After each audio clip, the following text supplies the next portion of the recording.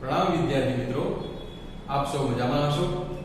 Last વિડિયોની અંદર આપણે અકાઉન્ટમાં ધોરણ 11 ના અકાઉન્ટની અંદર ચેપ્ટર 6 પેટર્નો શરૂ કરેલું હતું, જેની અંદર મેં વેચાણનો શીખવાડી હતી અને એના જેવા કેટલાક ઉદાહરણો તમને હોમવર્ક આપેલું હતું।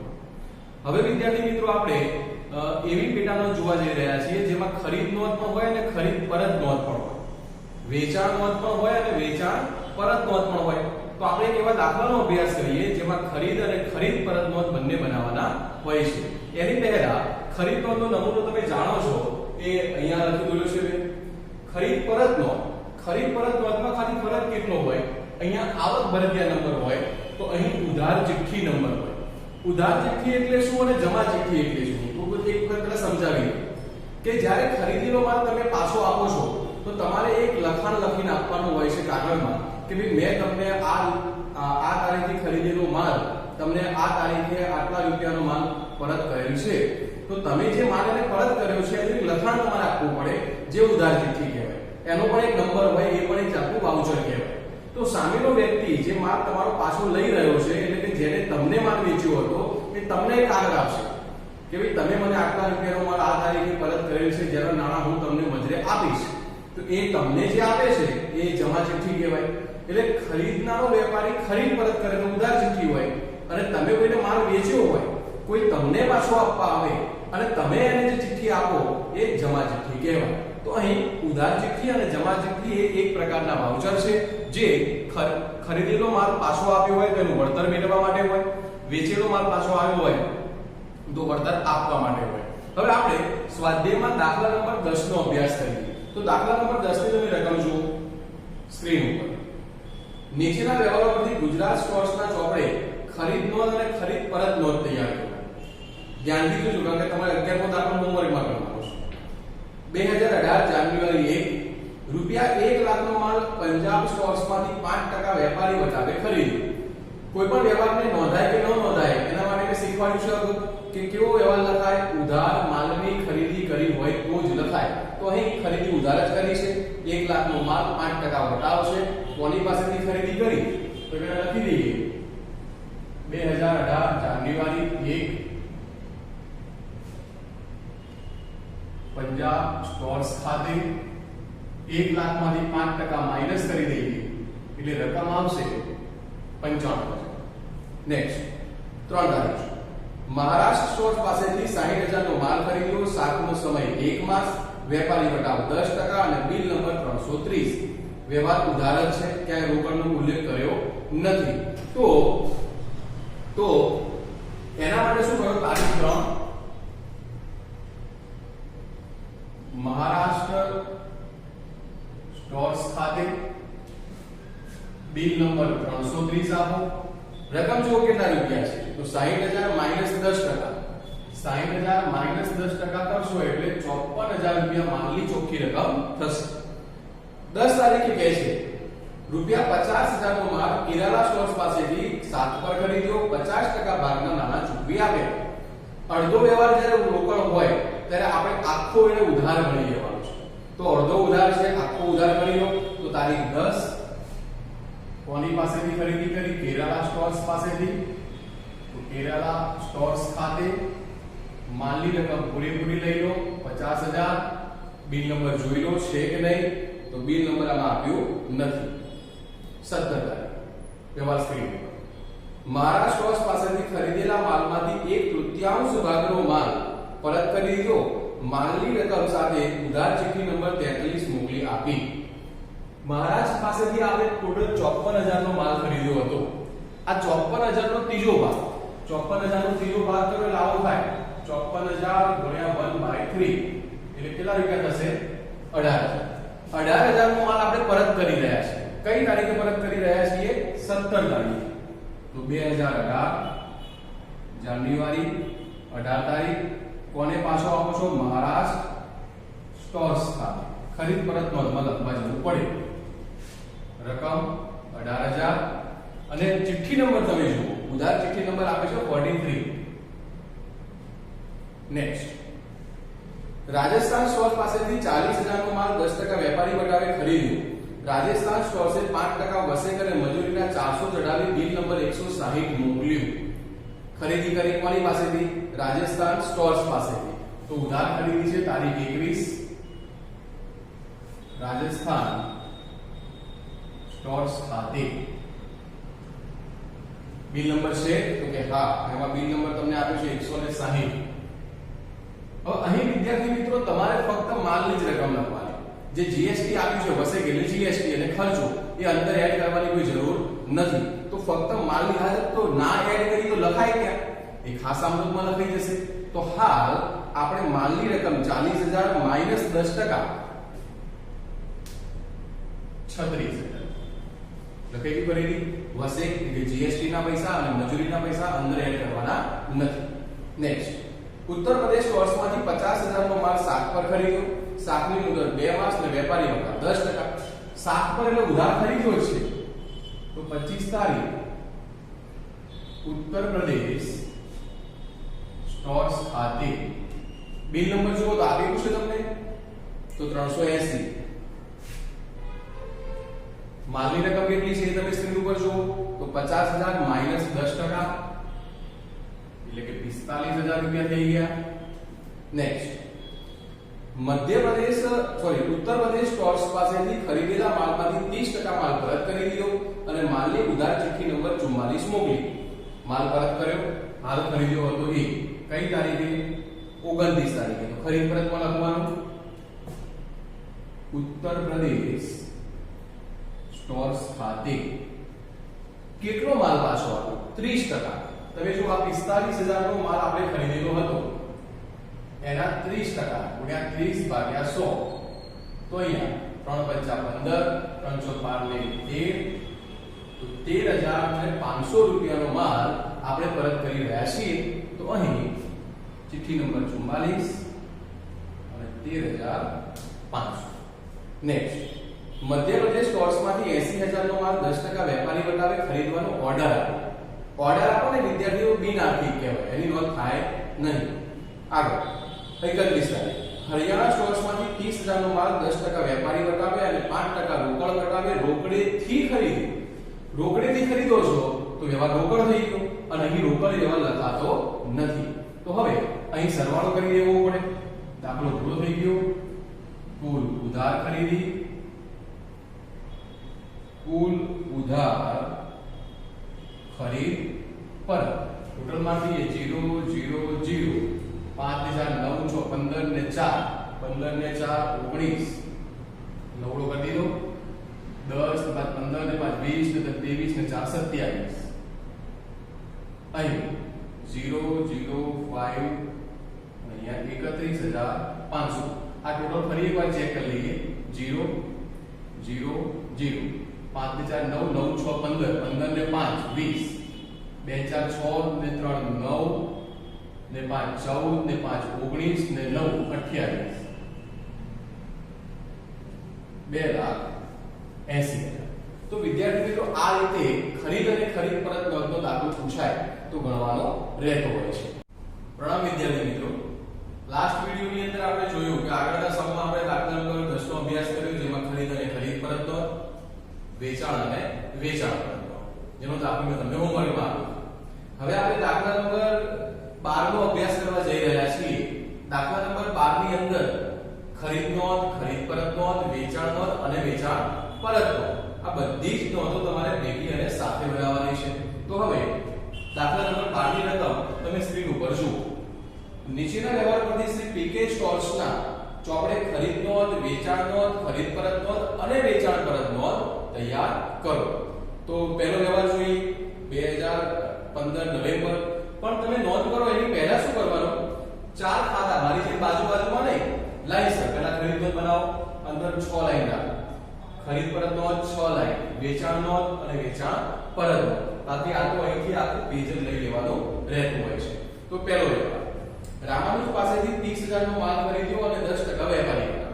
વ્યવહાર ઉધાર છે તો હા તારીખે રામાનુજ ખાતે. Bill number 130. માલની રકમ કેટલા રૂપિયાનો માલ છે? 30,000 માઈનસ 10% તો 27,000 રૂપિયા.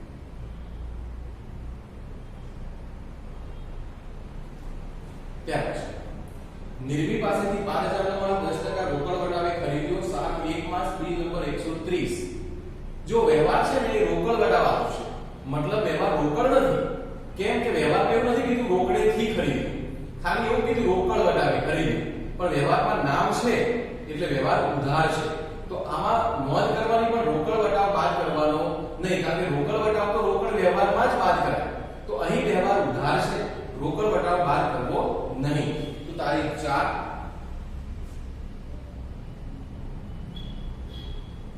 નિર્મી ખાતે બિલ નંબર કેટલું આવેલું છે આપણને? તો બિલ નંબર છે 130. શરૂઆતમાં 120 હતું. 130. કેટલા રૂપિયાનો માલ તમે ખરીદેલો છે મિત્રો? તો કે 12000. ઘણા હોશિયાર હોય, વધારે ડાયા વિદ્યાર્થીઓ હોય એ 10% વટાવ કાપે, આપણે કાપવાનો નથી. નેક્સ્ટ, સુરેશને 15000 નો માલ 5% વેપારી વટાવે વેચ્યો. રોકડ વટાવ 3%. હવે રોકડ વટાવ ભલે આપ્યો હોય, એ તમને ગેરમાર્ગે દોરવા માટે આપ્યો હોય, તમે ખોટી ગણતરી કરો એના માટે તમને આપેલો હોય, તો આપણે રોકડ વટાવને બાદ કરવાનો નથી. પણ વેચ્યો છે એટલે વેચાણ નોંધવા જવું પડશે. તો તારીખ 6 સુરેશ ખાતે બિલ નંબર કયો છે? તો બિલ નંબર છે 350. ફક્ત ને ફક્ત વેપારી વટાવ માઈનસ કરો તો 15000 માંથી 5% કાઢી નાખો તો 14250 રૂપિયા આવશે. ત્યાર પછી રૂપિયા 10000 નો માલ ખરીદ્યો. કોની પાસેથી ખરીદ્યો નામ આપ્યું નથી, પણ લખ્યું છે કેશ મેમો. કેશ મેમો એટલે રોકડ વ્યવહાર થયો, અને રોકડ વ્યવહારની નોંધ કરાય નહીં. આગળ સુરેશને 3000 નો માલ પરત કર્યો, જેની સાથે જમા ચિઠ્ઠી નંબર 20 મોકલી આપી. સુરેશે માલ પાછો આપ્યો. આપણે સુરેશને જો એ માલ વેચ્યો છે, વેચેલો માલ પાછો આવે એટલે વેચાણ પરત નોંધમાં જવાનું. કઈ તારીખે આ ઘટના બની? તો કે 15 તારીખ. કોને માલ પરત કર્યો? તો કે સુરેશે. તો સુરેશ ખાતે ચિઠ્ઠી નંબર કઈ છે? તો 20. કેટલા રૂપિયાનો માલ પાછો આપ્યો? તો કે 3000. તો અહીંયા 3000. નેક્સ્ટ, નિર્મીને 40% માલ પરત કર્યો, ઉધાર ચિઠ્ઠી નંબર 17 મોકલી આપી. તમે નિર્મીને માલ પરત કરી રહ્યા છો, તો નિર્મી પાસેથી આપણે માલ ખરીદ્યો હતો, એ માલ આપણે પાછો આપી રહ્યા છીએ તારીખ 17. તો 17 તારીખ નિર્મી ખાતે ચિઠ્ઠી નંબર કયો છે? ચિઠ્ઠી નંબર 17. કેટલા રૂપિયાનો માલ પાછો આપ્યો? 40%. 12000 રૂપિયાનો માલ હતો, 12000 ગુણ્યા 40% કરશો એટલે 4800 રૂપિયા આવશે. માઈનસ નહીં કરવાનો, ગુણ્યા 40%. પાછા જોજો. 19 તારીખ શ્રી સરસ્વતી ફર્નિચર માર્ટમાંથી 7000 નું ફર્નિચર ખરીદ્યું. વ્યવહાર ઉધાર છે, સરસ્વતી ફર્નિચર માર્ટ નામ આપ્યું છે માટે, પણ વ્યવહાર ફર્નિચર એટલે કે મિલકતનો છે. અહીં ફક્ત ને ફક્ત માલના ઉધાર વ્યવહાર હોય એ જ લખાય. હા, તો ઉધાર તો આખો ઉધાર કરાય, પણ બીજા કોઈ વ્યવહાર લખાય નહીં, માટે આ વ્યવહારની નોંધ થશે નહીં. આંટી પાસેથી 90000 નો માલ ખરીદ્યો, અડધા નાણાં તરત જ ચૂકવી આપ્યા. અડધા ચૂકવ્યા મતલબ આપણે આખો વ્યવહાર કેવો ગણી લેવાનો? ઉધાર ગણી લેવાનો. કઈ તારીખે માલ ખરીદ્યો છે આપણે? 20 તારીખે. આંટી ખાતે કેટલા રૂપિયા? 90000. બિલ નંબર છે અંદર? તો કે ના નથી. 21 તારીખ આંટી પાસેથી ખરીદેલો બધો જ માલ બાલાને 1,08,000 માં વેચી દીધો. શાકનો સમય 1 માસ અને વેપારી વટાવ 10%. તો હવે આ બધો જ માલ આપણે બાલાને વેચીએ છીએ. કઈ તારીખે વેચી રહ્યા છીએ? 21 તારીખે. બાલા બિલ નંબર કયું છે વિદ્યાર્થી મિત્રો? જરા જુઓ તો બિલ નંબર છે 360. કેટલા રૂપિયાનો માલ? 1,08,000. એમાં વેપારી વટાવ કેટલા ટકા? 10%. તો 10,800. તો કેટલા રૂપિયા વધશે? 97,200. તો અહીં આપણે માલ 10% વટાવ આપીને 97,200 રૂપિયામાં વેચી દીધું. આગળ બાલા પાસેથી અડધો માલ પરત આવ્યો, જે માલ આંટીને મોકલી આપ્યો. બાલાએ આપણને અડધો માલ પાછો આપ્યો એટલે વેચાણ પરતમાં જવાનું. કઈ તારીખે પાછો આપ્યો છે? 23 તારીખે. તો લખવાનું પાલા ખાતે 97200 ના અડધા કરીએ તો જોજો 2 ચોક 8 2 અઠ્ઠા 16 2 છ 12 તો 48600 અને 600 થશે. આ માલ આપણે કોની પાસેથી ખરીદ્યો હતો? આંટી પાસેથી. જે આંટીને પાછો આવે કેમ કે આંટી પાસેથી ખરીદીને પાલાને વેચ્યો. પાલાએ આપણને પાછો આપ્યો, આપણે કોને પાછો આપી દેવાય? આંટીને. તો 23 તારીખ આંટી. હવે અહીં વિદ્યાર્થી મિત્રો ધ્યાન રાખવાનું છે કે તમે 90000 નો માલ 97200 માં વેચ્યો તો એમાંથી જે માલ પાછો આવ્યો એટલા રૂપિયા અહીંયા ના લખાય. આનો અડધો માલ અહીંયા, તો આ 90000 નો માલ હતો એનો અડધો માલ અહીંયા, એટલે કેટલા રૂપિયા લખાશે? 45,000 રૂપિયા. તો આ ધ્યાન રાખવાનું રહેશે. ત્યાર પછી આગળ વધીએ. કરણે 30000 નો માલ 10% વેપારી વટાવે મોકલી આપવાનો ઓર્ડર આપ્યો. ઓર્ડર આપે એટલે વ્યવહાર કેવો થઈ જાય? બિલ આપે. આગળ વધીએ. કરણે ઓર્ડર પ્રમાણે માલ મોકલી આપ્યો અને મજૂરીના 500 રૂપિયા ઉમેર્યા. હવે આપણે શું કર્યું? કરણે 30000 નો માલ મોકલી આપવાનો ઓર્ડર આપ્યો, કરણે આપણને ઓર્ડર આપ્યો આગળના વ્યવહારમાં. હવે આ માલ આપણે કરણને મોકલી રહ્યા છીએ તો આપણે શું કર્યું કહેવાય? વેચાણ કર્યું કહેવાય. કઈ તારીખે વેચાણ કર્યું? 25 તારીખે. કરણ ખાતે બિલ નંબર છે એની અંદર તો કે હા 365. આગળના વ્યવહારમાં જોવું પડે તમારે કેટલા રૂપિયાનો ઓર્ડર હતો કે 30000 નો માલ 10% વટા એટલે 27000 રૂપિયા થાય. તો માલની રકમ જ લખવાની. જે ખર્ચો થયો છે એ ખર્ચો અંદર એડ કરવાની કોઈ જરૂર નથી. એ ખર્ચો હા એડ કરી શકાય. આપણે જ્યારે માલ ઉપર પૈસા લેવાના થાય એની પાસેથી હાલ ભલે આપણે ચૂકવી દીધા હોય, તો આપણે ચૂકવી દીધા હોય તે પૈસા આપણે કોની પાસે લેવાના થાય? કરણ પાસે લેવાના થાય. તો આપણે એ જે ખર્ચો થયો છે મજૂરીનો 500 રૂપિયા એ અંદર એડ કરી શકીએ છીએ. નેક્સ્ટ 26 તારીખ રોકડ ખરીદી ના લખાય, રોકડ વેચાણ ના લખાય. નેક્સ્ટ સ્વીટુને 10000 નો માલ ઓક્ટોબરમાં ખરીદી તે પરત કર્યો અને ઉધાર ચિઠ્ઠી નંબર 20 મોકલી આપી. તમે સ્વીટુને માલ પરત કર્યો છે, ભલે ગયા મહિનાનો, પણ તમે હાલ તો પરત કર્યો. તો તારીખ કઈ તારીખે પરત કર્યો? 27 તારીખે. તો પરત કરો તો ખરીદ પરત નોંધમાં લખવાનું કેટલા રૂપિયાનો માલ છે. ચિઠ્ઠી નંબર 20 આપેલી છે અને માલની રકમ જરા તમે જુઓ તો 10000 રૂપિયાનો માલ હતો, તો અહીંયા 10000. આગળ વધીએ. કરણે અડધો માલ પરત કર્યો અને પ્રમાણસર મજૂરીની રકમ મજરે આપવામાં આવી. તો 30 તારીખ કરણને માલ વેચ્યો, એ વેચેલો માલ કેવો પાછો આવ્યો? તો કરણ ખાતે 27000 નો માલ હતો એનો અડધો માલ પાછો આવ્યો. અડધો માલ એટલે 13000 અને 500.